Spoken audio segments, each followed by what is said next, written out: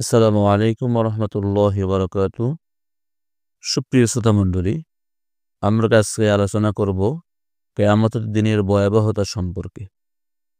কোরআনে করিমের একাধিক আয়াতে আল্লাহ রব্বুল আলামিন কিয়ামতের ভয়াবহতার চিত্র তুলে ধরেছেন। আমরা আজকে আলোচনায় গুরুত্বপূর্ণ কিছু আয়াতে করিমের মাধ্যমে কিয়ামতের ভয়াবহতার চিত্র তুলে ধরার চেষ্টা করব। ১ নম্বর আয়াতে আল্লাহ রব্বুল আলামিন বলেন, মহাবিশ্বের আয়ু একদিন ফুরিয়ে যাবে, নবমণ্ডল ভূমণ্ডলের সব কিছু ধ্বংস হয়ে যাবে।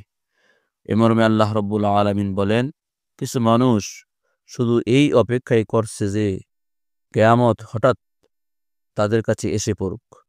বস্তুত কেয়ামতের লক্ষণসমূহ তো এসেই পড়েছে। সুতরাং কেয়ামত এসে পড়লে তারা নিজেদেরকে সংশোধন করবে কেমন করে? আয়াত ২, কেয়ামত বেশি দূরে নয়, অতি নিকটে।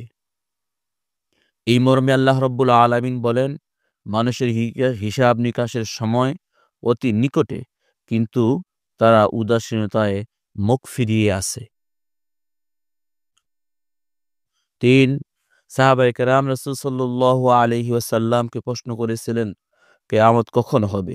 রাসূলুল্লাহ সাল্লাল্লাহু আলাইহি ওয়াসাল্লাম বললেন, মানুষের অবাধ্যতা যখন চরমে পুঁজবে, আল্লাহর নাম নেওয়ার মতো পৃথিবীতে একটি লোকও থাকবে না, সেদিন আল্লাহ এই বিশ্ব জগৎ এবং সব কিছু ধ্বংস করে দেবেন।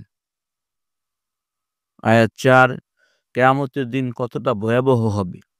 কিয়ামতের ভয়াবহতা উল্লেখ করে পবিত্র কোরআনে কারিমে আল্লাহ রাব্বুল আলামিন বলেন, যেদিন কিয়ামত সংঘটিত হবে, সেদিন প্রত্যেক স্তন্যদানকারিণী মা আপন দুগ্ধপোষ্য শিশুকে ভুলে যাবে এবং প্রত্যেক গর্ভধারিণী তার গর্ভপাত করে ফেলবে।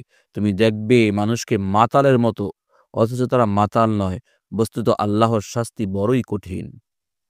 অন্যত্র আল্লাহ রাব্বুল আলামিন বলেন, যদি তোমরা নবীর কথা না মানো, তাহলে কেমনে করে তোমরা রক্ষা পাবে সেদিনের বিপদ থেকে, যা বাচ্চাদেরকে বুড়ো করে দেবে এবং যার প্রচণ্ডতায় আকাশ ফেটে চৌচির হয়ে যাবে। আয়াত ৫, কেয়ামত কতটা দ্রুত সংঘটিত হবে? কেয়ামতের দিন সম্পর্কে বলা হয়েছে, দুজন ব্যক্তি কেনাবেচার জন্য কাফর মেলে ধরবে, কিন্তু তা ভাঁজ করা ও লেনদেন শেষ করার আগেই কেয়ামত সংঘটিত হবে। কেউ তার উটের দুধ দহন করে বাড়ি নিয়ে আসবে, কিন্তু তা পান করার আগেই কেয়ামত সংঘটিত হয়ে যাবে। কেউ নিজের পশুগুলোকে পানি পান করার জন্য জলাধার ভর্তি করবে এবং তখনও পানি পান করা শুরু করবে না, তার আগেই কেয়ামত হয়ে যাবে। কেউ খাবার খেতে বসবে এবং এক লোকমা খাবার মুখ পর্যন্ত নিয়ে যাওয়ার সুযোগও পাবে না। প্রত্যেকে যে যেখানে থাকবে সেখানেই বেহুশ হয়ে যাবে এবং তাৎক্ষণিকভাবে মারা যাবে। আয়াত ৪, জমিন পরিবর্তিত হয়ে যাবে। সেদিন জমিন পরিবর্তিত হয়ে অন্য জমিনে রূপান্তরিত হবে। সেদিন ময়দার রুটির মতো সাদা পরিষ্কার ও মসৃণ জমিনের বুকে মানবজাতিকে পুনরুত্থিত করা হবে। এতে কারো কোনো পায়ের চিহ্ন, গড়, উদ্যান, গাছ, পাহাড়, টিলা ইত্যাদি থাকবে না।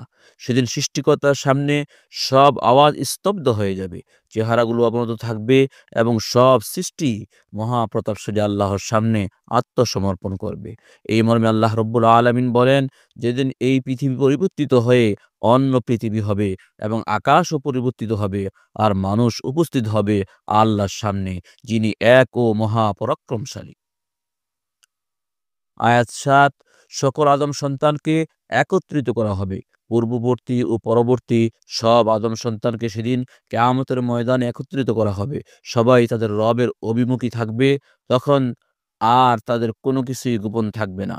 সেই দিনটি হবে খুবই ভয়ঙ্কর, দুশ্চিন্তা ও কষ্টের। তারা নিজ নিজ কবর থেকে উঠে দাঁড়াবে। সুপ্রিয় শ্রোতামণ্ডলী, যদি আপনার কাছে ভিডিওটি উপকারী মনে হয়, তাহলে লাইক, কমেন্ট এবং শেয়ার করে অন্যের কাছে পৌঁছে দিয়ে দাওয়াতি কাজে অংশ নিন। দিনের দাওয়াতে অংশ নিয়ে অশেষ নেকি অর্জন করুন। আর যদি এরকম উপকারী ভিডিও সবসময় পেতে চান, সাবস্ক্রাইব করে আমাদের সাথেই থাকুন। আসসালামু আলাইকুম ওয়া রাহমাতুল্লাহ।